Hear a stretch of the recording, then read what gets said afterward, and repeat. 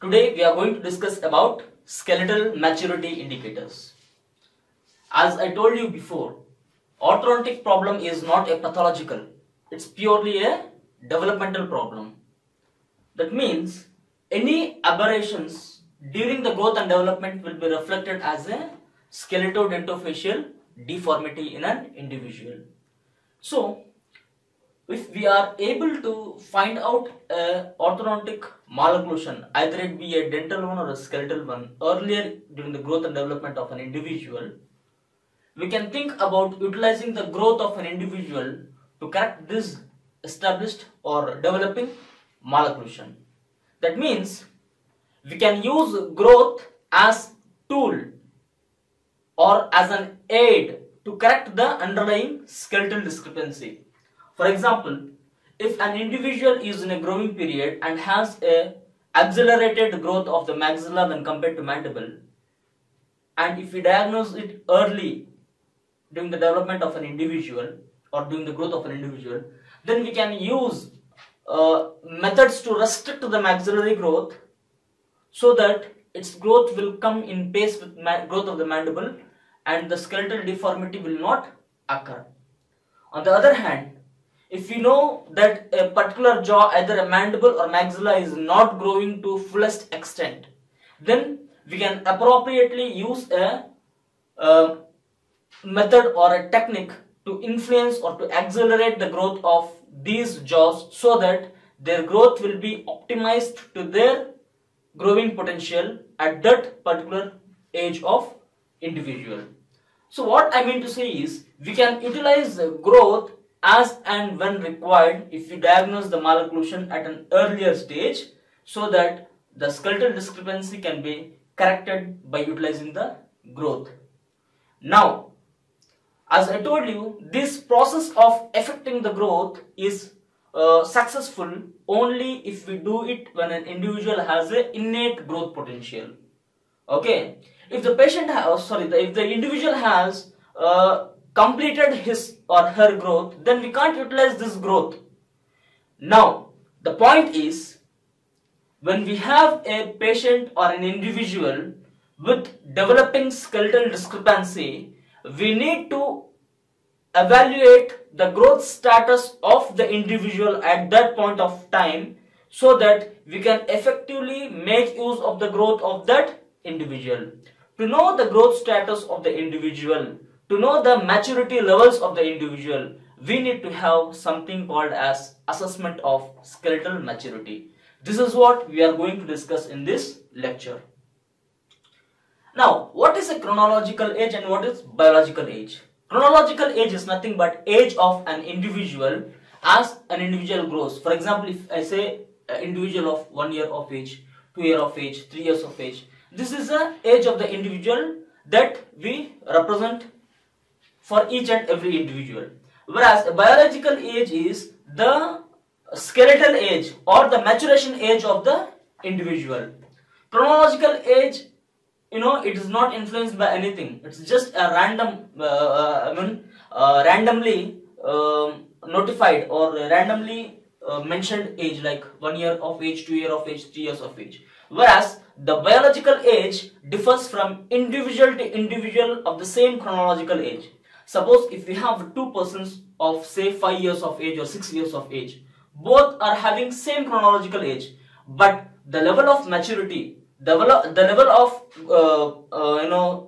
development differs from this individual to this individual. That means pertaining to the timing, duration and velocity of growth, these three things vary from individual to individual. So we need to have certain tools to assess the growth potential of an individual, whether the growth is still remaining or the growth is completed. That means we need to assess the biological age of an individual when the patient reports to you in a growing stage, or it might be a average adult also. We need to assess the growth of an individual if at all there is any kind of skeletal discrepancy.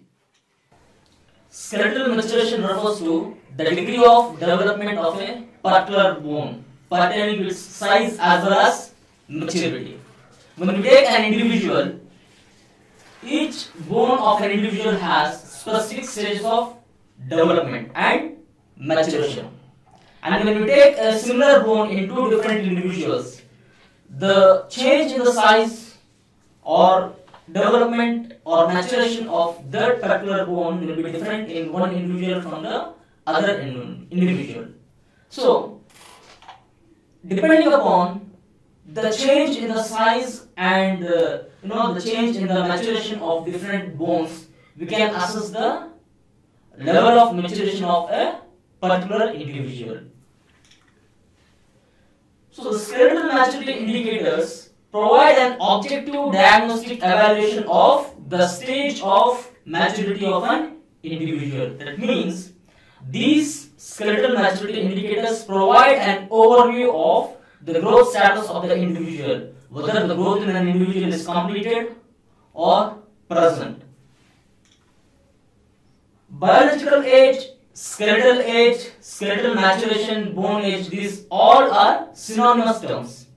They indicate the level of maturation of an individual. Now, what are the different methods of evaluating the skeletal maturity of an individual? As I told you, it is exclusively dependent upon the development of the bone and hard tissues like teeth. We can assess the skeletal maturation of an individual based upon hand-wrist radiographs, left hand-wrist radiograph, cervical vertebral morphology, and radiographic developmental stages of teeth like canine and third molars. Of these methods of skeletal maturity assessment, the most important indicators of the skeletal maturation at this point of studying or at this point of understanding is use of hand-wrist radiographs and use of cervical vertebral morphology. Now, what is the clinical importance of assessment of the skeletal maturation levels of an individual? Number one is to determine the amount of craniofacial growth present in that individual so that we can make use of this craniofacial growth in treating the skeletal discrepancy. Okay. The next important clinical importance is to decide the onset of timing of the treatment. That means, as I told you in the previous lectures, that growth in an individual is not occurring at an uniform rate. There are certain periods of accelerated growth which we call as growth spurts. Okay. Suppose if an individual has growth which is still present, of course we can make utilization of the growth of that individual to treat the skeletal discrepancy. But not at all ages. For example, if you take a 3 years aged individual, we can see growth in that child, but we can't institute orthopedic treatment. Why? Because there are some factors like growth spurts. So the growth modification or the management of a skeletal discrepancy by utilizing the growth will be occurring to a maximum extent only in and around the peak growth stage.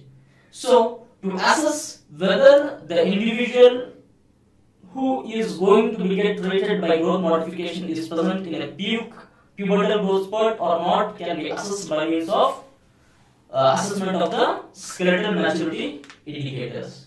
And also to evaluate the treatment prognosis, we can say we can utilize the skeletal maturity indicators. Suppose the growth of an individual is at a ending period, and we are going to modify the growth of an individual by means of some orthopedic or functional appliance. Now, we can assess the prognosis by means of the stage at which the individual is present.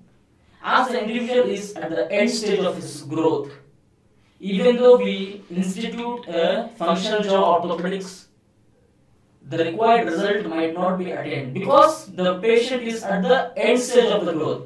If in the same patient, the growth modification is implemented at an earlier age, that means corresponding to the pubertal peak growth, then we can assess the prognosis that the prognosis is going to be better when compared to the treatment carried out at end stages of the growth and development of an individual. So these are the major clinical important sites of assessment of the skeletal maturity of an individual. Let us first look into the assessment of skeletal maturation based upon hand wrist radiographs. First of all, let us look into the anatomy of hand wrist radiograph.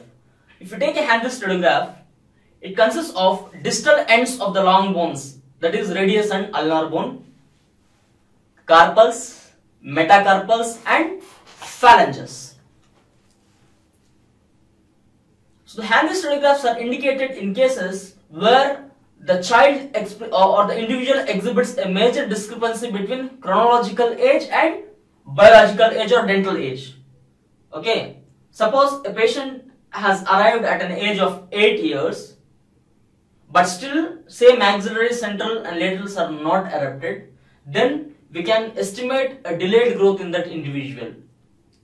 So to conclude this discrepancy between the dental age and the biological age, we will advise hand wrist radiographs for assessment of the maturation levels of that particular individual. Now, determination of skeletal maturity status prior to the institution of orthodontic treatment. As I told you earlier, to know whether orthopedic manipulation or functional jaw orthopedics can be successfully utilized in this patient, we need to assess the growth of an individual before the orthodontic treatment. The same can be done by assessment of hand wrist radiograph. Okay, to assess the skeletal age in patients whose growth is affected by neoplastic conditions or traumatic conditions.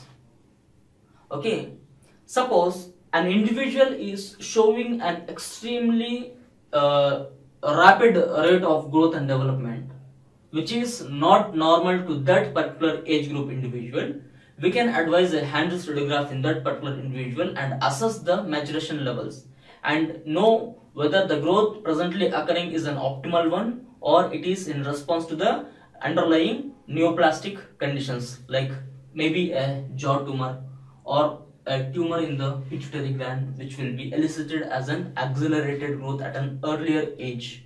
So to assess the discrepancy between the skeletal optimal skeletal development and the growth in response to the neoplastic conditions, we can use hand wrist radiographs to assess the maturation levels of an individual. And to help to predict the future skeletal maturation rate and status, we can use hand wrist radiographs.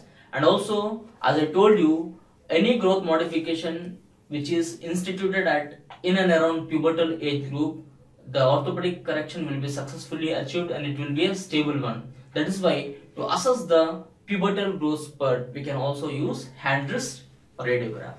Okay. If you look into the hand wrist radiograph, it is composed of distal ends of the long bones, that is radius and ulna, 8 carpals, 5 metacarpals, and fingers made up of each finger made up of 3 phalanges. Okay. So these are the carpals which are arranged in proximal rows and distal rows. Proximal 4 carpals and distal 4 carpals. Proximal carpals are scaphoid, lunate, equilateral and pisiform, whereas distal carpals are trapezium, trapezoid, capitate and hamate. So these are the carpals. So immediately distal to the distal ends of the long bones we have proximal carpals, and distal to this proximal carpals we have 4 distal row of carpals, and then we have metacarpals, and from there the phalanges of the fingers arises or starts. Now, once we have a hand wrist radiograph, the next important step is a process to assess the skeletal maturation based upon hand wrist radiograph.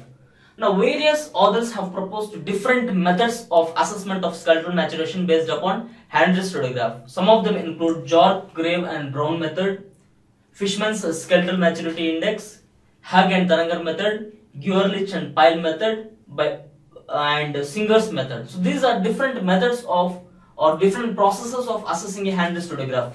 But assessment of the skeletal maturation based upon hand wrist radiograph provided by Fishman's is most commonly accepted and most clinically significant and related method of assessment of hand wrist radiograph.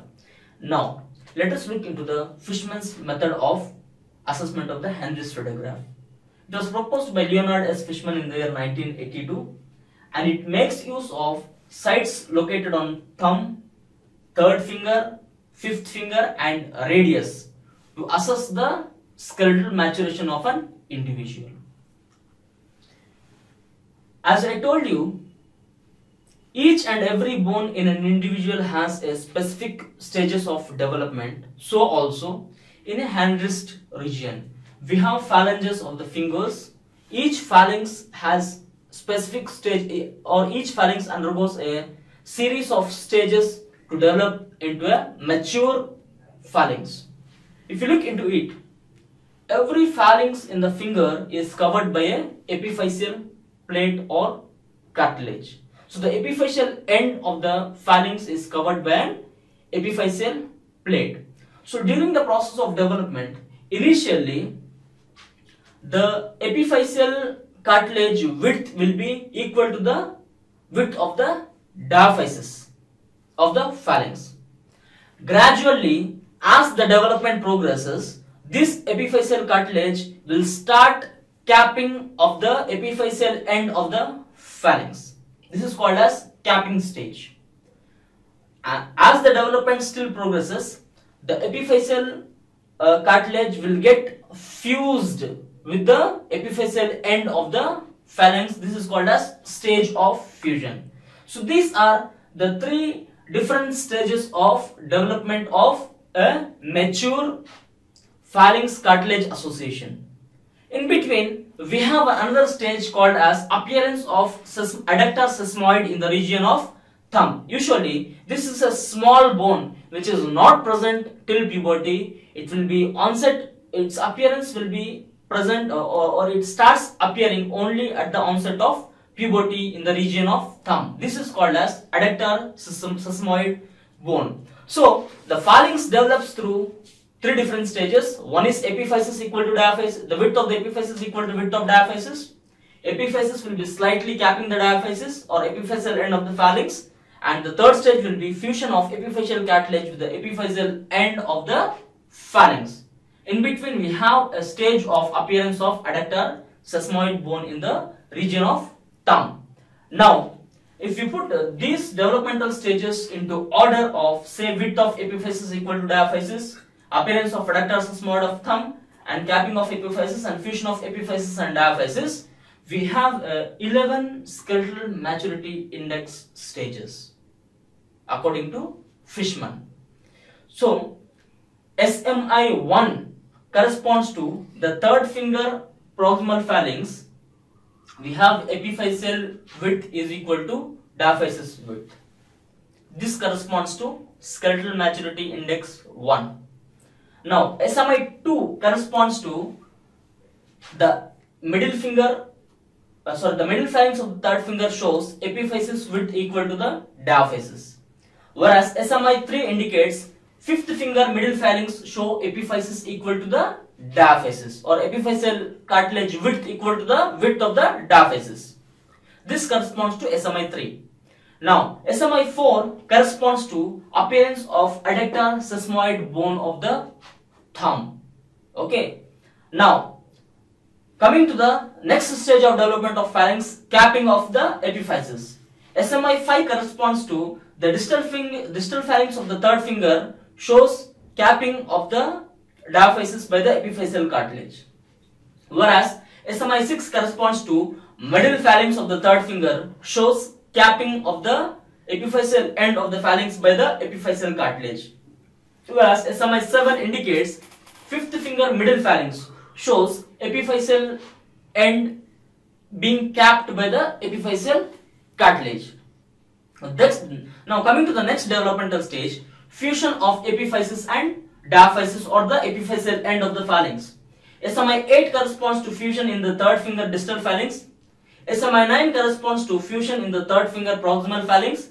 SMI 10 corresponds to third finger middle phalanx fusion, and SMI 11 corresponds to fusion of the epiphyseal cartilage with the epiphyseal end of the radius bone.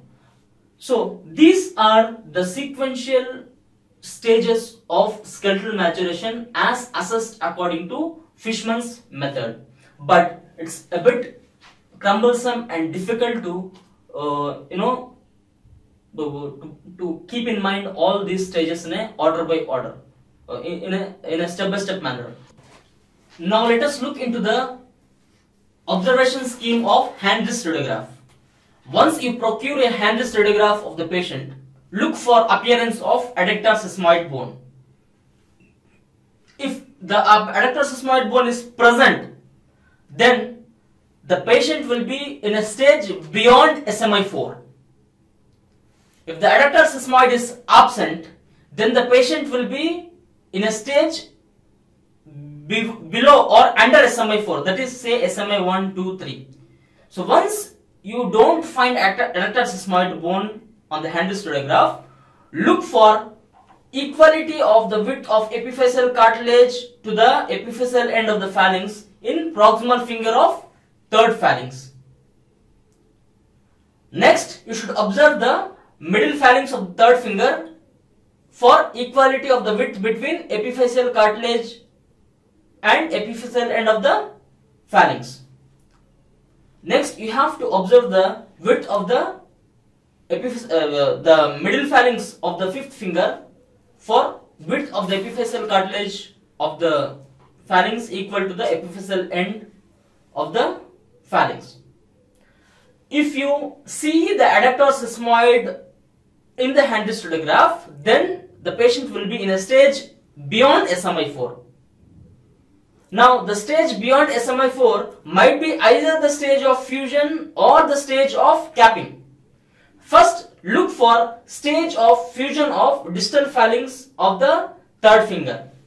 If you don't find fusion in the region of distal phalanx of the third finger between the cartilage and the phalanx, then the stage will be, the hand wrist radiograph will be within stage of the capping of the epiphyseal cartilage over the diaphysis of the phalanx.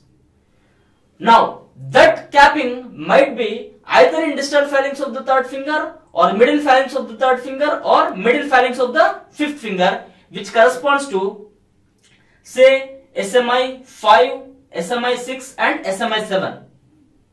Suppose if you find fusion of the epiphyseal cartilage with the end of the phalanx, then it will be beyond SMI 8. Now check for fusion of the epiphyseal cartilage with the distal end of the phalanx in the region of proximal finger of third finger, middle phalanx of the third finger, and then finally the fusion of the epiphyseal cartilage with the epiphyseal end of the radius, which corresponds to SMI 9, SMI 10 and SMI 11 respectively. So this is the schematic observation of the hand wrist radiograph. In general, in a clinical practice, we just look into appearance of adductor sesamoid. If it is there, then we will directly jump into the appearance of fusion in the region of radius. If the fusion has not occurred, then the patient will be in the SMI 4 and SMI 11 stage, and then we can institute a functional jaw orthopedics. If you have seen adductor sesamoid in the region of the thumb and fusion of the epiphyseal cartilage with the end of the radius has occurred, then no more growth is remaining, and the patient cannot be treated by functional jaw orthopedics. Okay, this is the assessment of hand wrist radiograph by using Fishman's skeletal maturity index. Now let us look into the evaluation of the or assessment of the skeletal maturation of the individual based upon cervical vertebrae. This is called as cervical vertebral maturation index or CVMI, proposed by Hussel and Foreman. Here what we do is we will assess or evaluate the morphology of the cervical vertebrae. We take C2, C3 and C4 into consideration for assessment of skeletal maturation. That is first cervical vertebrae, second cervical vertebrae and the second cervical vertebrae, third cervical vertebrae and fourth cervical vertebrae. In the second cervical vertebrae, which has an odontoid process, we take inferior border into consideration, whereas in case of third and fourth cervical vertebrae, we take the inferior border of the vertebra as well as the shape or morphology of the body of the vertebra. Now, before entering into the cervical vertebral maturation index proper, let me tell you that the C3 and C4, the shape of their bodies are trapezoid. Okay, and initially the inferior border of the C3 and C4 as well as C2 is flat without any concavity. Gradually, as the time progresses and as they mature or grow, the inferior border assumes or takes up a concavity, and the shape of the vertebrae, the vertebral body, will gradually change from trapezoid to rectangular, from rectangular to square, and from square to vertically rectangular shape during the process of maturation. So depending upon the sequential changes that occur in the inferior borders of C2, C3 and C4, and depending upon the sequential changes that occur in the morphology of the bodies of C3 and C4, we have Hassel and Foreman has proposed a method of assessment of the skeletal maturation. Now let us look into this one by one. According to Hassel and Foreman, there are 6 stages of maturation of cervical vertebrae. Number 1 is, we call it as CVMI 1, which is the stage of initiation. In this stage, the inferior borders of C2, C3 and C4 are flat, and the C4 and C3 bodies are trapezoid in shape, and the superior border of the C3 and C4 are tapered from posterior to anterior. When we observe these features on the lateral cephalogram, then the individual is in the stage of initiation. The second stage is called as CVMI2 or the acceleration stage. Here we can see a developing concavity in the inferior borders of C2 and C3, whereas the inferior border of C4 is still flat without any concavity, and the bodies of C3 and C4 become rectangular. That means the shape has been changed from trapezoid in CVMI1 to rectangular in CVMI2. The third stage is CVMI3 or the stage of transition, where you can see distinct concavities in the inferior borders of C2 and C3 and a developing concavity in the inferior border of C4, and the bodies of C3 and C4 are still rectangular. This is called as stage of transition. Now, they say that peak pubertal growth corresponds to the stage of transition. That means any functional jaw orthopedics can be effectively and successfully instituted when a patient is in and around the transition stage of the transition stage of maturation. Similarly, in hand-wrist radiograph, we have SMI 4 and SMI 5 as the stages during which we can successfully institute a functional jaw orthopedics to modify the growth of an individual. Okay. Now, the fourth, these are the pictorial representation of the cervical vertebral maturation. You can just look into the image. The fourth important stage of cervical vertebral maturation is CVMI 4 or deceleration. In this stage, we can see distinct concavities developed in the inferior borders of C2, C3 and C4, but the bodies of the C3 and C4 are more square shape. That means the shape has been transformed from trapezoid to square shape. The next important stage is CVMI 5 or the stage of maturation. Here we can see accentuated concavities in the inferior borders of C2, C3 and C4, and the bodies of C3 and C4 are nearly square shape. That means the shape has been changed from rectangular to square shape.